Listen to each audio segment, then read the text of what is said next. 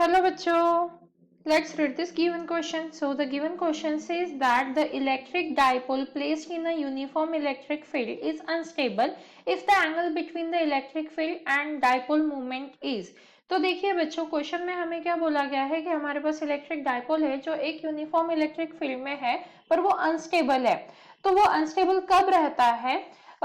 तो उन दोनों के बीच का जो एंगल है वो हमें पता करना है सो दैट वो अनस्टेबल रहे। और इसके लिए हमारे पास 4 ऑप्शंस गिवन है, 0, 60 डिग्री, 90 डिग्री एंड 180 डिग्री। तो अब इस क्वेश्चन को सॉल्व करने के लिए हमारा की कंसेप्ट क्या रहेगा? Key concept to solve this question is key concept to solve this question, हमसे पूछा गया है कि एक ऐसा एंगल फाइंड आउट करो जिसके लिए जो डाइपोल है वो इलेक्ट्रिक डाइपोल जो है वो अनस्टेबल रहेगा। तो ये इलेक्ट्रिक डाइपोल अनस्टेबल कब रहता है?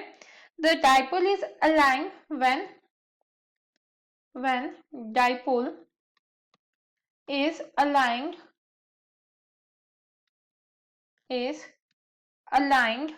anti-parallel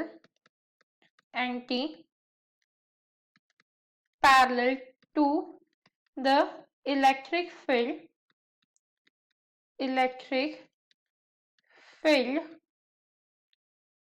then dipole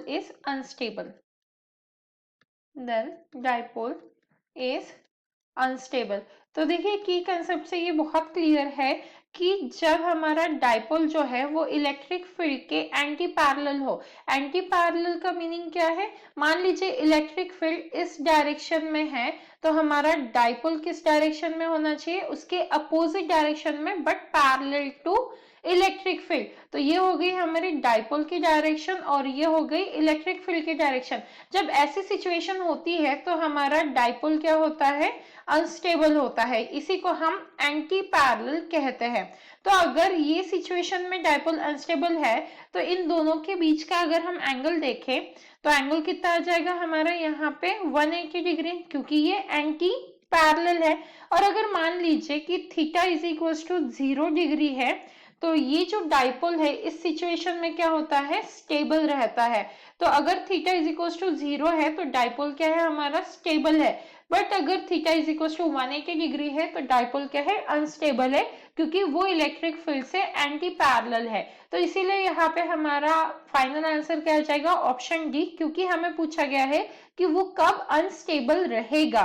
तो जब उन दोनों के बीच का एंगल 180 डिग्री रहेगा तो डाइपोल क्या रहेगा? अनस्टेबल रहेगा।